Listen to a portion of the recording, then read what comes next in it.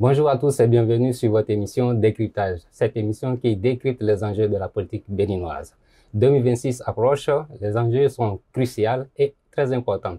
C'est un rendez-vous que personne ne veut manquer. À l'approche de cette année cruciale pour le Bénin, compte tenu des élections générales, nous recevons un acteur politique qui entend s'être éclipsé et qui revient au devant de la scène. C'est un nom qui n'est pas sans réveiller des souvenirs au niveau des Béninois. Vous le découvrirez sur cette émission parce que c'est avec lui que nous allons passer les minutes à suivre. Merci de nous avoir choisis.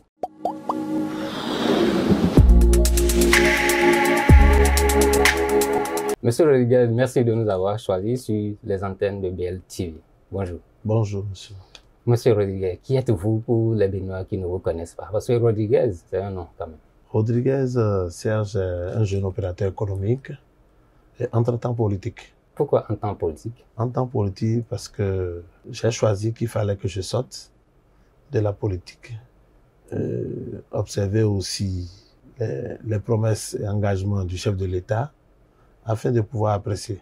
Rodriguez, un nom qui pèse dans l'histoire béninoise, comment cela influence-t-il votre lecture de l'actualité aujourd'hui? Rodriguez, c'est mon frère, c'est un grand Martin. frère à moi. Martin Rodriguez est un grand frère à moi. Martin Rodriguez, j'ai eu à échanger un peu avec vous et compte tenu de ce nom, vous apportez quelques analyses par rapport à la gestion du pouvoir de 2016 à aujourd'hui.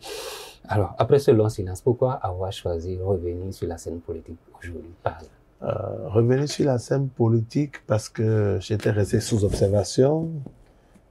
Aujourd'hui, vu la réalité, en tant que citoyen béninois, il est temps que je puisse aussi m'afficher, histoire dire en bien ce qui a été fait par le président Talon, puisque quand c'est bien, il faut dire c'est bien. Quand c'est bien, il faut dire que c'est bien. Donc, ça veut dire que vous appréciez ce qui est fait depuis 2016 à aujourd'hui. Bien sûr. Ok, voilà. Aujourd'hui, on est en avril. Ça fait pratiquement 9 ans de gestion du pouvoir de la rupture, 9 ans que le président Talon est là. Quel bilan tirez-vous de ces 9 ans? Le bilan que je puisse tirer des 9 ans, d'abord, je l'encourage, puisque la première des choses qu'il a fait en bien, que moi je soutiens beaucoup, c'est le fait qu'il a beaucoup fait pour la jeunesse. Aujourd'hui, quand vous prenez les directions, c'est beaucoup de jeunes qui sont nommés. Aujourd'hui, quand vous prenez l'Assemblée, c'est beaucoup de jeunes femmes. Quand vous prenez le secteur infrastructure, il a fait aussi beaucoup. Le gouvernement aussi. Quand vous prenez le gouvernement, c'est beaucoup de jeunes également. Et il faut féliciter un président qui vient et qui fait son choix plus sur la jeunesse. Voilà, vous avez parlé de la jeunesse. Et au-delà de la jeunesse, qu'est-ce qu'on peut voir comme réalisation de Talon? Réalisation, il en a fait tellement. Je peux citer le marché de Glo, je peux citer l'hôpital Chic, ou ceci de Calavi, ceci qui pourra aider sincèrement la couche pauvre, puisque tout le monde n'a pas les moyens de se déplacer pour aller à l'extérieur pour certains soins. Pour les évacuations sanitaires. Les évacuations sanitaires. Aujourd'hui, il faut reconnaître aussi que quand nous prenons les voies, les voies sont d'une qualité et d'un soin qu'on ne peut contester. Quand on prend aussi le monde scolaire, c'est beaucoup de choses. Il n'y a plus de grève aujourd'hui. Les cantines aussi. Vraiment, il a fait. Il faut reconnaître qu'il a fait. Il faut reconnaître qu'il a fait et le féliciter pour ça. Parce que cette lecture-là que vous faites, ce n'est pas pour quelqu'un qui est magnifié par le pouvoir en place. Pour quelqu'un qui adhère, on vous prendra pour un partisan. C'est pour ça que vous faites cette lecture positive-là. Non, je ne suis d'aucun parti politique. D'abord, il ne faut pas être d'un parti pour pouvoir apprécier ou accompagner son pays.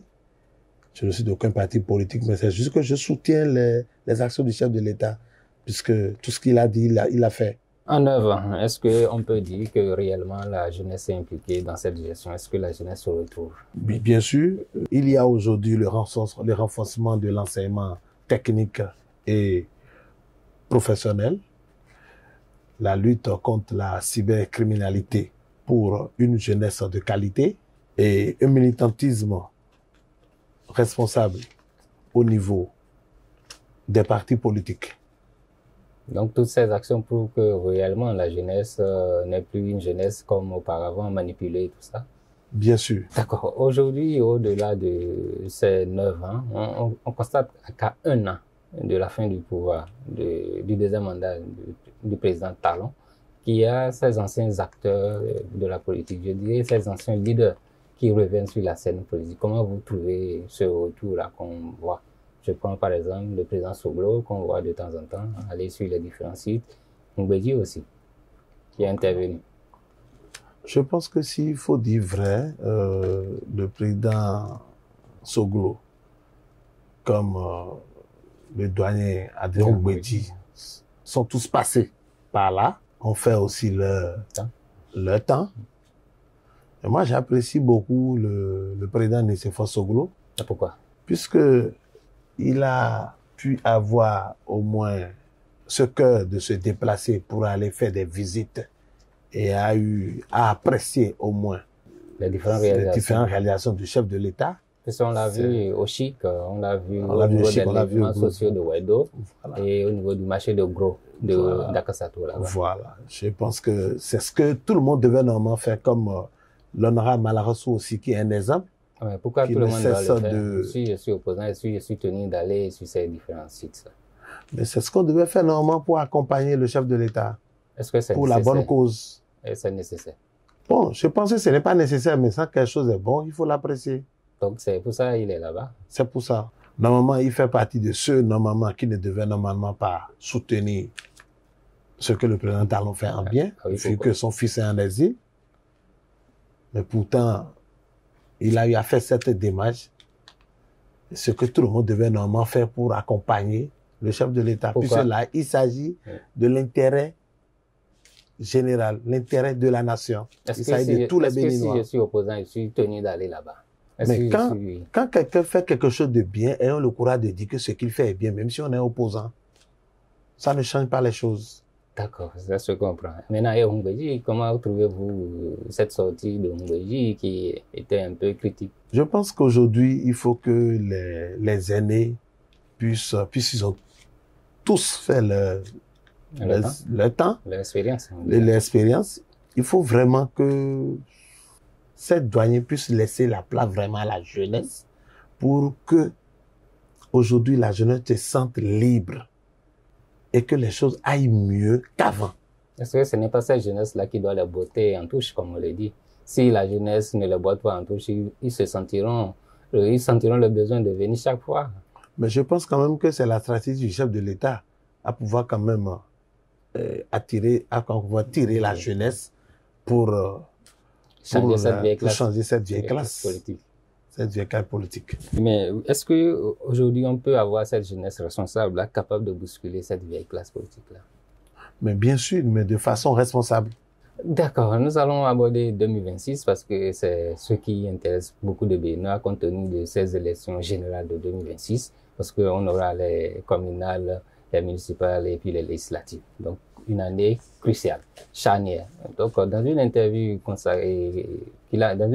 qu'il a accordée à nos confrères de Jeune Afrique, le président Talon a réitéré une nouvelle fois encore qu'il est à la fin de son second mandat, qu'en 2026, qu'il va se retirer et laisser la place à une autre personne.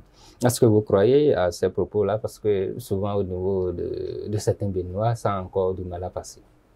Surtout que quand vous dites en Afrique que vous allez céder, c'est un fait rare aujourd'hui pour les présidents qui cèdent le pouvoir après 2 mandats. Je crois en sa parole parce que c'est un homme de parole. Maintenant, est-ce que, bon, voilà que s'il se retire, est-ce qu'on peut avoir une classe politique pour pouvoir aller dans ce sens-là, pour pouvoir continuer ce qu'il est en train de faire? Moi, je pense bien que si Talon part, ce qui serait mieux pour tous, autant que nous sommes béninois, c'est qu'il puisse lui-même nous présenter celui-là qui pourra suivre ce qu'il a commencé et finir bien. Donc, vous êtes dans une sorte de... Il faudra que la dynamique continue, c'est ça? Bien sûr. Mais et qui, alors, au niveau de ces différents partis? Parce que quand on prend la mouvance présidentielle, on a 4 partis. On a le BR, on a l'UP, le Renouveau, on a RN, on a Moël Béni, tout ça. Je pense qu'il est mieux placé pour faire son choix. Parce que c'est lui le patron de la mouvance. Il est mieux placé pour faire son choix.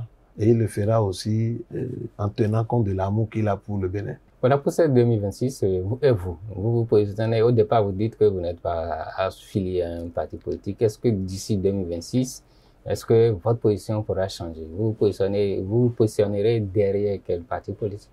Pour l'instant, je ne pourrais rien dire. J'aviserai en son temps. Ça, c'est le mot du président Patrice Talon.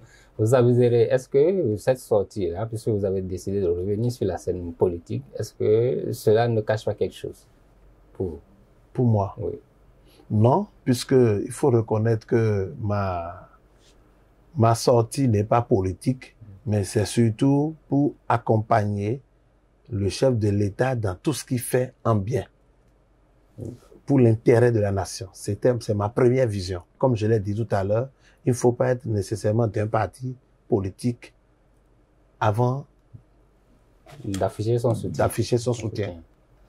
Et comme je le disais au départ de l'émission, vous êtes un Rodriguez. Pour un Rodriguez, quand des propos comme ça, là, est-ce que c'est facile à sortir? Pour des opposants qui diraient, ah voilà un Rodriguez qui soutient un pouvoir en place, surtout le pouvoir de la rupture, compte tenu des antécédents que son grand frère a avec le pouvoir. Bien sûr que c'est mon grand frère, mais nous ne pouvons pas mélanger les relations familiales aux intérêts de la nation. Je pense que là, il s'agit de tous les Béninois. Tous les Béninois, c'est le peuple, c'est le Bénin. Donc, je pense que ça n'a rien à voir avec mon frère Rodriguez. Nous sommes presque vers la fin de cette émission. Est-ce que vous avez un mot d'abord aux dirigeants du pays? Ou bien un mot d'abord, je dirais, au président Patrice Talon. Si vous étiez permis de le voir en face, qu'est-ce que vous le direz en tant que Rodriguez Serge? En tant que Rodriguez Serge, je lui dirais félicitations. Je lui dis d'abord félicitations et courage en plus de continuer ce qu'il a fait et de faire tout pour que celui qui doit le succéder soit quelqu'un qui soit capable de faire ce qu'il a de faire, ce qu'il est en train de faire de façon bien et d'aller jusqu'à la fin. Et pour la jeunesse, quel mot vous avez à l'endroit de la jeunesse? Pour la jeunesse, d'abord je les salue tous et je leur dis courage également de comprendre que c'est difficile, que quand on entreprend c'est difficile. Tout ne peut pas du coup crocher tel que nous le pensons béninois. Il faut du temps. On ne peut pas faire des omelettes sans casser les œufs.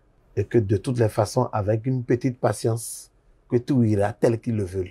Donc, courage à nous tous et prions que tu ailles normalement.